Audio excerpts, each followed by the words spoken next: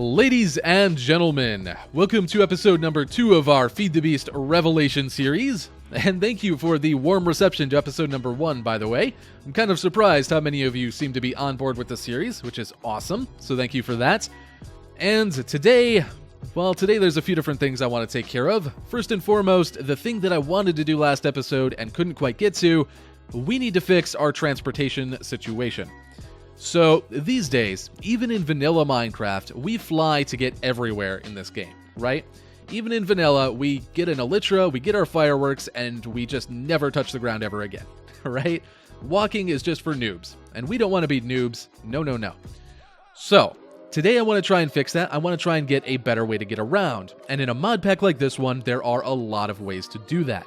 We have things that would allow us to teleport, and of course there's different ways to fly. So, for example, there's things like the Angel Ring. I think a lot of people are probably familiar with this. It basically gives you creative mode flight, and honestly, it's not that hard to make. So, we could do that if we really wanted to. There's also things like the Wings of the Bats, which is a little more expensive, but it also gives you creative mode flight. You do need to recharge it every once in a while by landing, but it's pretty cool. There's also stuff like jetpacks, like the jetpacks from IC2, which is a really cool solution, and we'll probably be trying those out at some point as well. And there's even things like the, the Rending Gale. This wand somehow allows you to fly. Don't really know much about that one, but that's pretty cool as well. So we have all of these interesting options for flight, and we're probably going to be trying out a lot of them, but I'm actually not going to do any of those today. As I've said before, because I want to try out pretty much all of the options, I want to try something that's a little bit more early game than some of those, even though we could probably pull them off pretty easily. So the first step in acquiring our new system of transportation is pillaring up to one of these slime islands. I'm sure quite a few of you probably know what we're about to do, but for those that don't, these slime islands are added in by Tinker's Construct, and you'll just find them occasionally kind of hovering above the ground.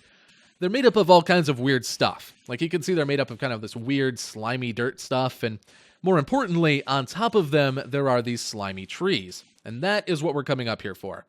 Now, supposedly they also infinitely spawn slimes, and I'm not entirely sure if it's a bug or if it's a pack setting, but I don't think they actually do that. Normally, and I've seen this in other packs and other videos and stuff, I've seen these spawn infinitely all the time. But for some reason, in this pack, I've seen them spawn like a little bit when the island first generates, and then never again. Regardless, all we're here for is one of these trees. Hopefully we get a few saplings from it so we can grow more of them later on. Now, I don't know if we need this special slimy dirt stuff in order to grow these trees, but I suppose I should grab a few blocks just in case. Stop bouncing. Hopefully it doesn't need to be the green slimy grass that we grow these on, otherwise I'll have to come back up here with Silk Touch. But we have what we need, these congealed slime blocks, which I suppose we could have made on our own anyway. They are just 4 slime balls, like so. But now we have enough to craft what we came up here for. So if we go ahead and pop our crafting table down, what we're actually looking to make is something called the slime sling. It's just 3 slime balls, or I think your rice balls work and stuff like that, 2 string and a congealed slime block. Easy enough. Now, before we use this, there is one other thing we want to do, and that is a pair of slime boots, because who doesn't want to wear boots made of slime?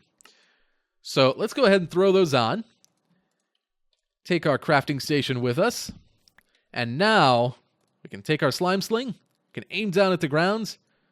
Whee!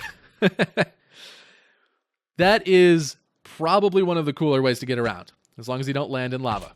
So that is awesome. That's definitely a lot better than just hopping everywhere, especially for getting over gaps like that.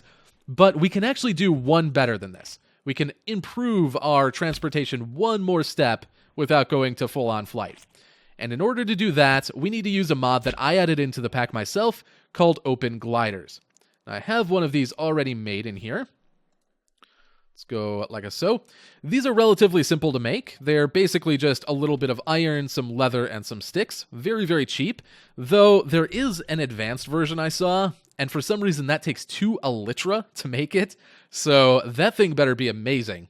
We'll see. We'll probably eventually make it. But for right now, this basic hang glider, what this does is you jump off, you right-click, and much like the elytra, we're gliding along our way. So it is a little bit less controlled than the Elytra. We can't like swoop down or swoop up or anything like that. It's just a really long kind of horizontal glide, right? So I think that's pretty cool. I don't know if it's better or worse than the Elytra. We'll have to use it for a while and see. But basically, now we can boost up with the glide with the slime sling and then open up our glider and just kind of travel long distances.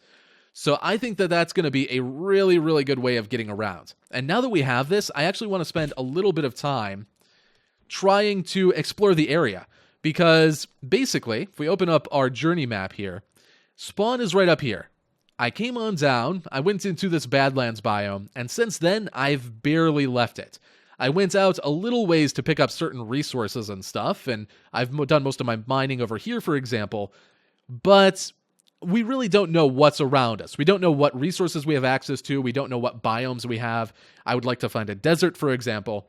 So I'm going to go ahead and take some time to explore all around our home base area. And then hopefully we'll find some cool biomes, maybe get some new resources and like new saplings and stuff like that. And once I've done that, then we'll move on to something a little bit different.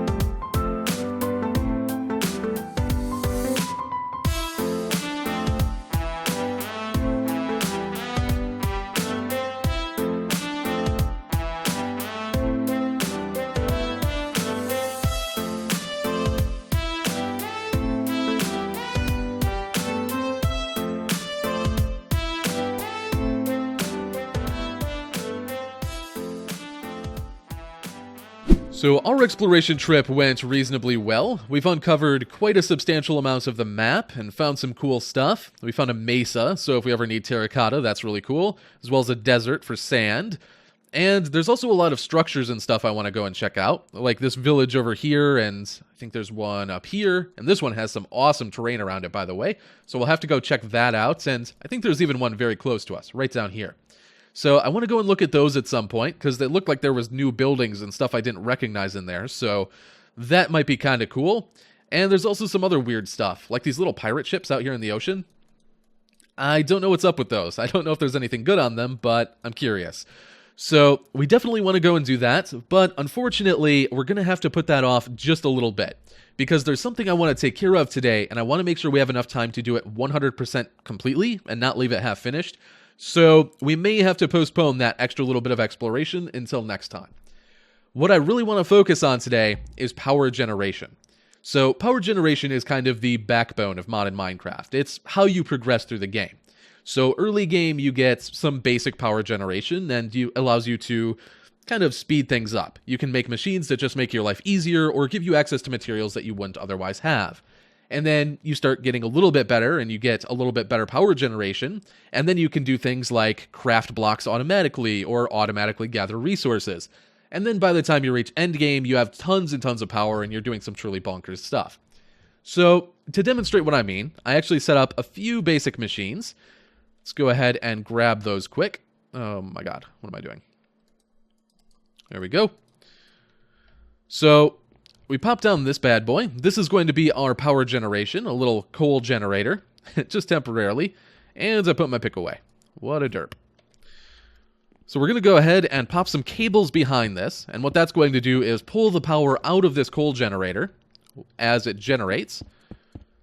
And we're going to put it into these machines right here.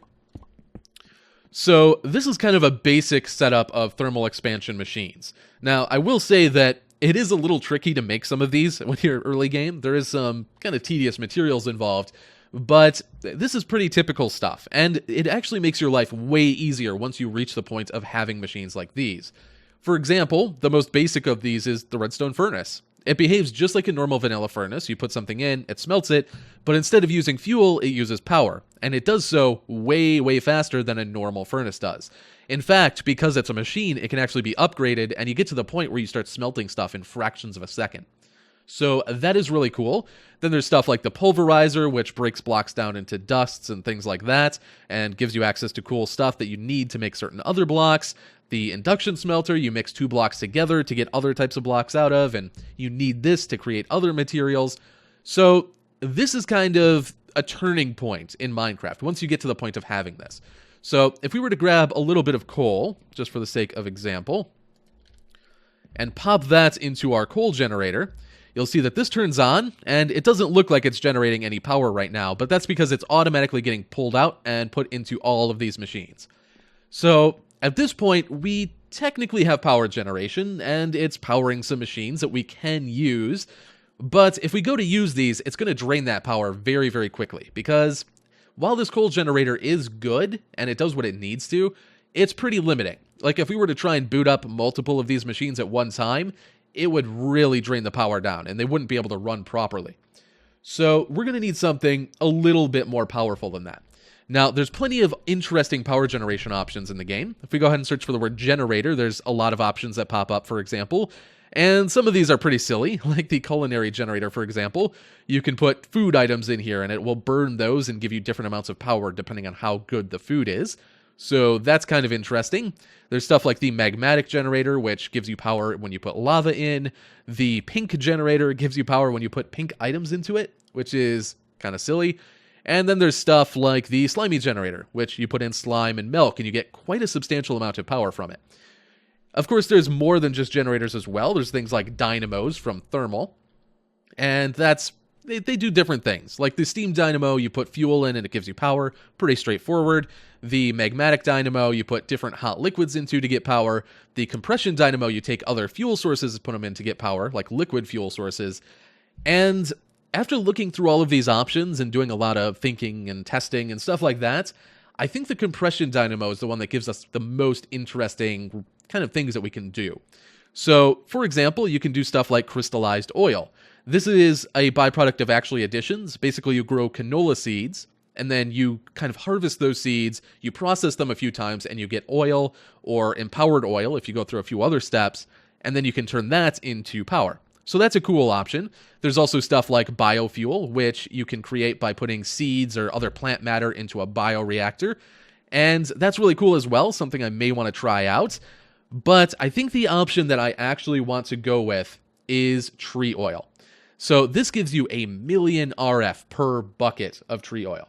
And in order to get tree oil, we need to create resin. That's how you get it. You put resin into a fractionating still. It will give you a little bit of tree oil, and 75% of the time, it will give you a piece of rosin, which is just another little thing that we can use to get a little bit of extra power out of this system. So at this point, the question becomes, how do we get resin? And if you look through JEI, it shows you one possible option, which is the sawmill. Basically, this shows you that you can put logs into the sawmill block, and it will give you 10 or 20 resin, depending on the type of log you put in, as well as some planks and some sawdust. So that's kind of cool. That would be perfectly fine. We could make a system that would grow 2x2 spruce trees, cut them down, and then process the wood into resin like this. But I looked into resin a little bit further, and it turns out there's another way to do it. So I'm going to go ahead and prepare for that other way, because there is quite a lot of prep involved in the system I want to make.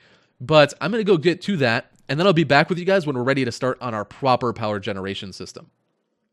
So I have collected everything we need for our new power generation system, which did take quite a while, but I think it's going to be well worth it in the end. But in order to do this, I think we need to go for a little bit of a location change.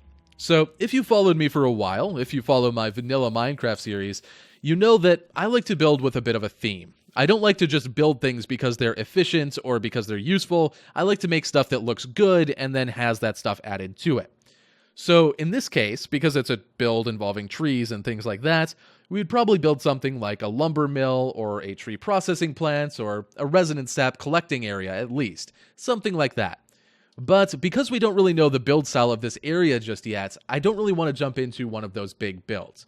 Instead, what I think we're going to do today is focus a little bit more on just making a big tree, and then we'll hide all of the machinery underneath it, and then later on we'll come back in and add kind of all the stuff that's going to tie it together and make it fit with the rest of our builds. So, that being the case, I don't think that we're going to build it here right next to this area we've been in so far. I don't feel like this Badlands biome really matches that aesthetic very well, the idea of having giant trees and like lumber yards and stuff like that. I feel like that would be better suited for somewhere that feels a little bit more lush and a little bit less dry and arid. And I think a good spot for that is right down here in this plains biome that we're bordering. Now, that's not too far away. It's basically right over this hill, actually. So we'll be able to connect to that with roads and pathways and stuff later on and work it into our main base area. And I also think it's going to match the style just a little bit better. Now, in order to get over there, I actually want to try out a new transportation method. And that is this teleportation wand that I found while caving earlier. Now, this thing is kind of interesting. It doesn't use power or durability. Instead, it drains just a little bit of our experience each time we use it. So, if we right-click, being a teleportation wand, obviously we're going to zoop, and we teleport about 30 blocks forward, and just a tiny sliver of our XP is taken away. Now, that in itself is pretty cool. It also does some other cool stuff, like, for example, we can teleport through walls. Sometimes. Sometimes it doesn't seem to work, and I'm not entirely sure what the criteria for that is, but it's still pretty cool. And it also has another cool property, and that's that it doesn't really have limitations. So we can do this. That is really awesome. I like that a lot.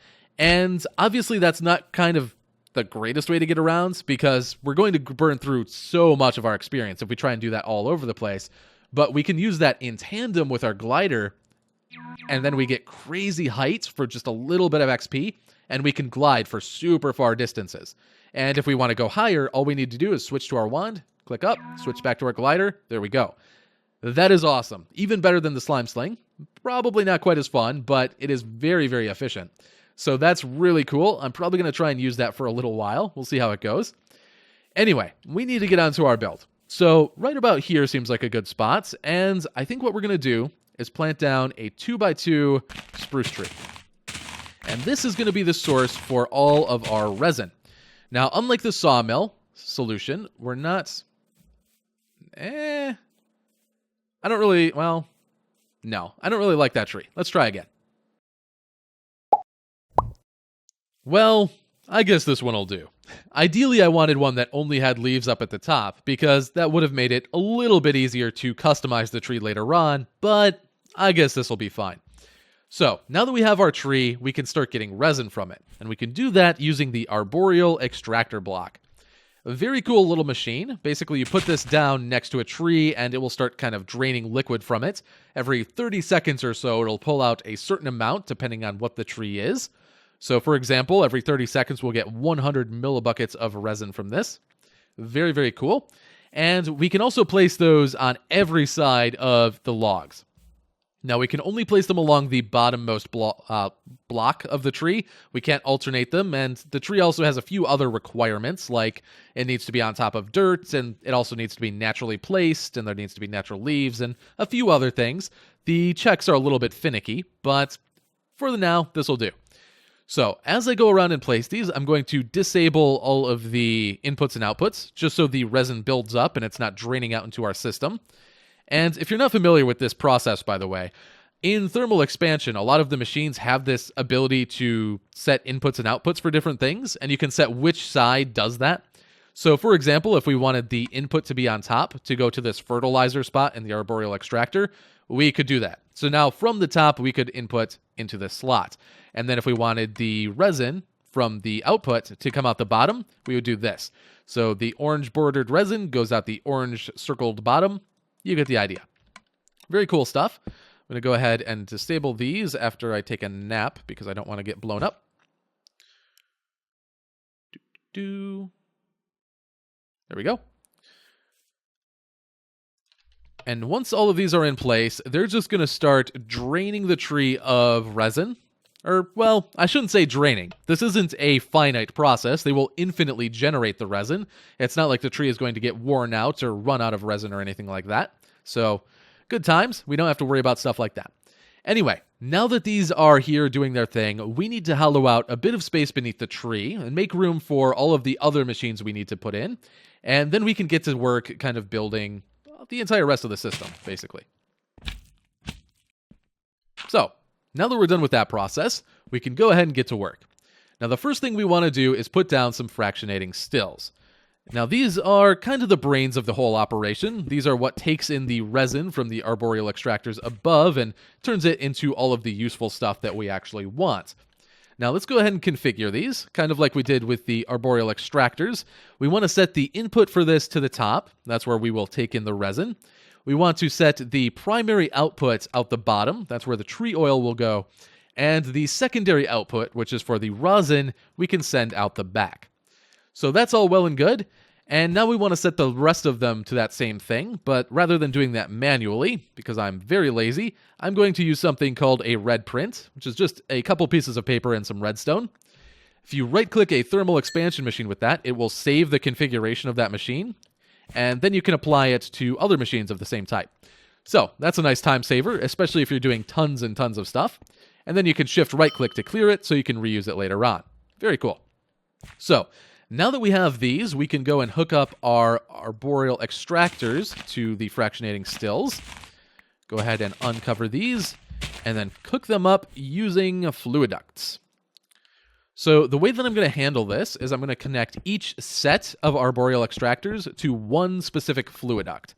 And the reason I'm doing it that way is that, unfortunately, if we were to merge all of the pipes together and just have one line going down, the liquid would get kind of mixed in unevenly. Certain fractionating stills would take much more than others.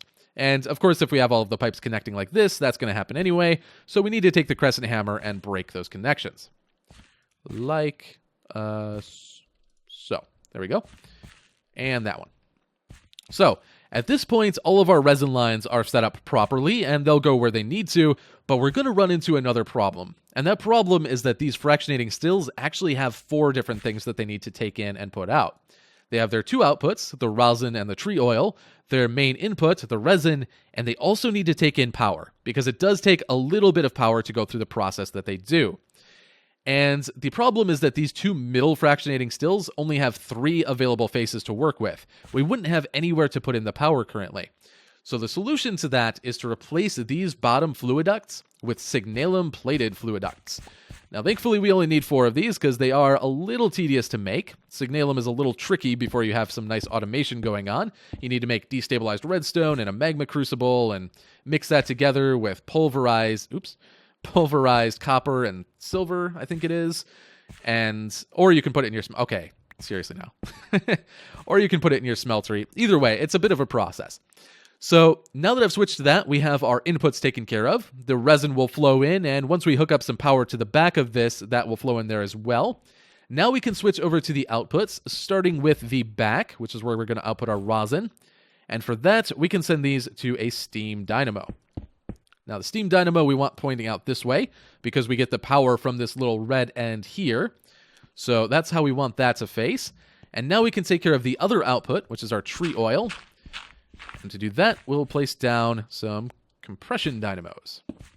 Just like that. And we want these to face downwards.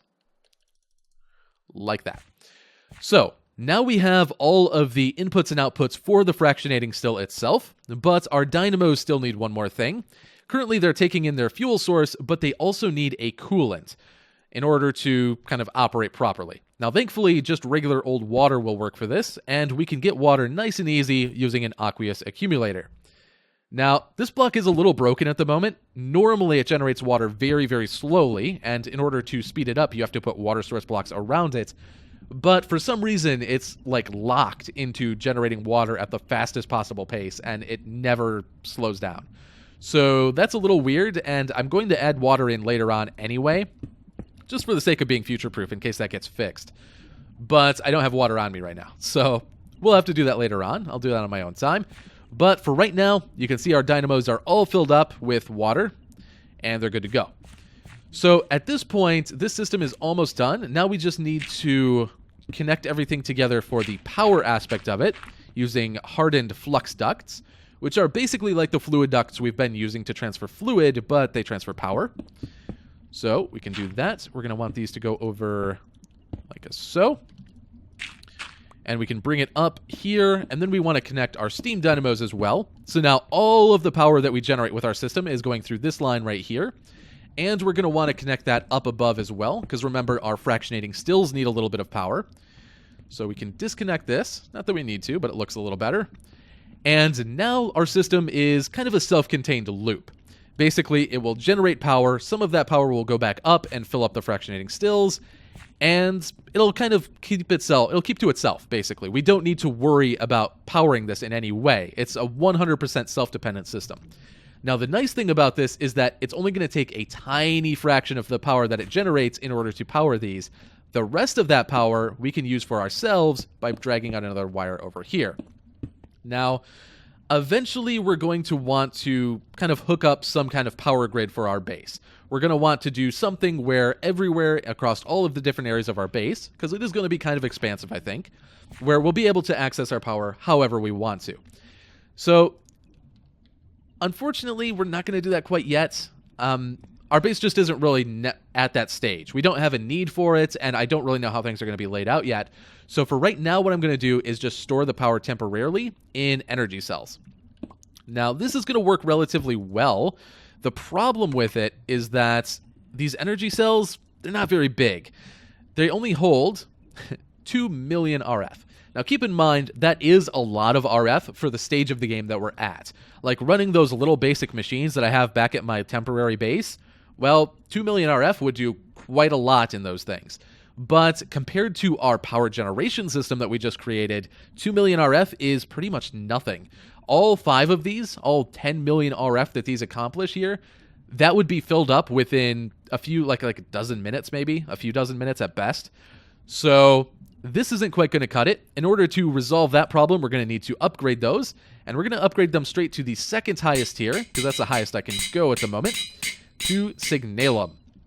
Now each one of these holds 32 million RF. And to be honest with you, these are still all going to get full. And it's not even going to take that long. But at least when these all fill up and the system has to kind of slow down and stop, at least until we give it more space, at least when these fill up, we're going to have 160 million RF at our disposal, rather than just 10. So this is going to come in handy, I think, and hopefully eventually, in the near future, we'll be able to come up with a way to dump our excess power into something that's at least hopefully a little bit useful.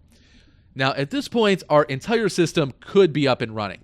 If we were to switch over our arboreal extractors, if we were to switch those to extract out their resin, the entire system would work completely right now, unless I've done something horribly wrong.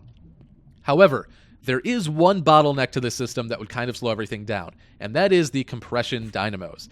Currently, they just take too long to process the tree oil, and it'll slow down the fractionating still and our arboreal extractor, and eventually we'll just get all backed up.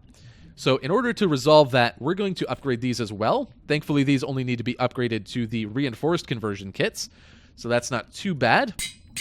And just by doing that, we've doubled the speed at which these work. But that's still not enough. Now, thankfully, because we've upgraded these, we have 2 augmentation slots. Now, if inside of those we drop these auxiliary transmission coils, which increase power generation, and we drop 2 of those in each one, now you'll notice our maximum power is 80 RF a tick. It went up from 40, which was the default. Now it goes up to 240. 3 times what it was before the augments. So that is awesome, and that is finally enough for these compression dynamos to keep up with the rest of the system. Now, we need to do one more thing before we kick things off, and that is give our system itself a little bit of a kickstart. So because these fractionating stills require a little bit of power in order to do what they need to do, we need to kick on a coal generator here and let these build up a little bit of RF. I don't think it needs to be too much. We should probably let it get a few thousand. Maybe I should actually let it get to 10k each. Let me actually allow that to build up quick, and I'll be back with you guys in just a second. Okay, so our fractionating stills are all powered up and ready to go. All we need to do is unleash the resin from our arboreal extractors. I'm going to go ahead and red print that so we can easily apply it to all of them. Like so. Oops. And we can see the resin starting to flow in. Flowing quite quickly, actually. I'm surprised. It seems to flow in 1,000 millibuckets at a time, like a full bucket at a time. Though I don't know why this one hasn't gone yet, apparently. Hello? I hope I didn't brick it at it. Do these actually have resin? Yeah. Are they set to output? Yeah. Okay, well, there it goes. Not sure why it took so long, but now our system is up and running. Now, once these compression dynamos kick on, which might take a moment, these things our fractionating stills are running kind of slow because they're kind of gauging themselves a bit. They're holding themselves back because they have limited power. Once they have the full power from the entire system going in a loop, then this will go a little bit faster. There we go. These are all kicking on. And once this goes and gets into full force, you can see our power is slowly starting to creep up as like the rosin starts burning and as some of these compression dynamos start getting through. Now we're up over 11,000 KRF. I don't know what this is measuring. I think this might be RF per second. And this is going to fluctuate depending on what stage the system is in. But as you can see, we're already we're already getting close to 500,000 RF across our different energy cells, and we're just getting started. So that is awesome. You can see that it's kind of getting like 2,000 to 3,000 RF per second per one of these energy cells. So going full force, it's giving us over 10,000 RF per second, or over 1,000 RF a tick. Very, very cool. So that is our power generation. And keep in mind, this can be massively upgraded and improved upon. Our arboreal extractors can take in fertilizer, which if we automated that process and piped that in, we could get 4 times as much resin if we went for the highest tier fertilizer. So that would mean 4 times the power generation. Obviously, we would also have to upgrade our fractionating stills, our dynamos, and our storage situation. But that is something we'll probably do in the future. For right now, though, I'm going to let this thing go and fill up all of our energy cells. For right now, what I need to do is go up top. Oh, geez. It's nighttime. I didn't realize. Sleeping bag.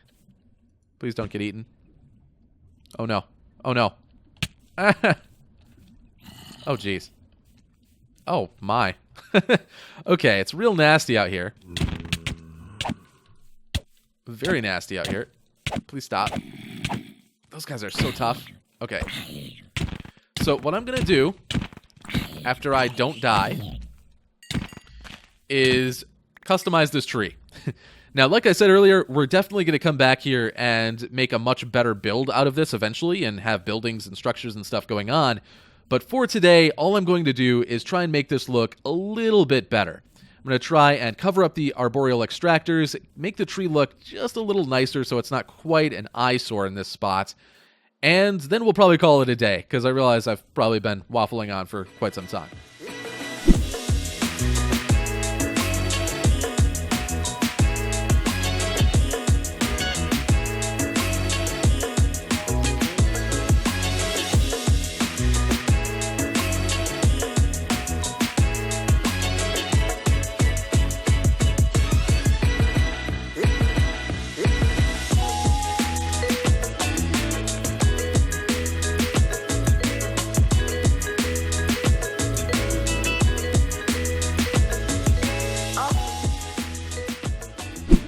Well, there's our tree, and I think it looks okay. It doesn't look amazing. It's still a little rough around the edges, but I think it's okay. A little bit more tweaking and it'll probably look good. And I may do that in between episodes, or at the very least I'll do it before we come over here and kind of add new buildings and tie everything into our main base area. But for now, this at least doesn't look like a terrible eyesore. At least I don't think so.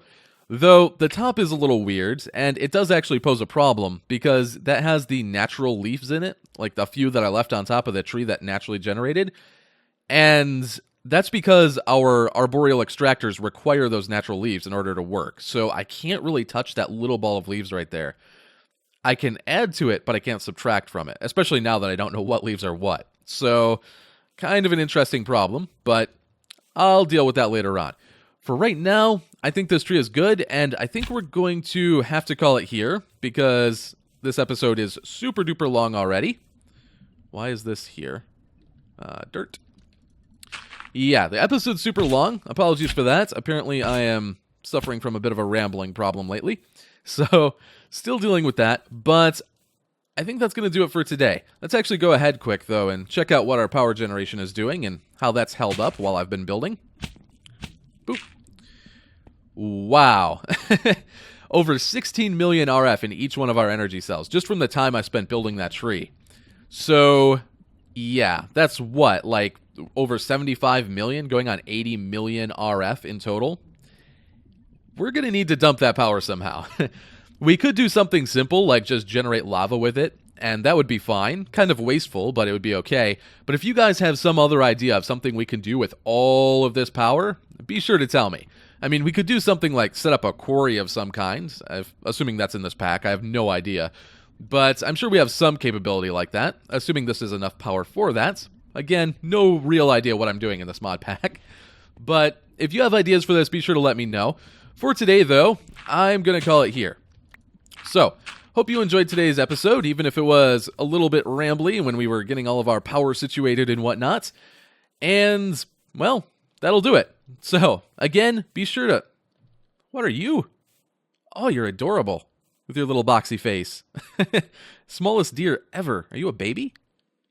I've seen these guys walking around. I think there's tons of them, actually. But I've never looked at them up close. They are adorable. Okay, enough of that. So, hopefully you guys enjoyed today's video, and hopefully you have some ideas for the power generation stuff and what we can use it for, because, well, I'm still not doing anything with power, so we need to get on that. Anyway, for today, that's going to do it. Hope you guys enjoyed. I will see you next time.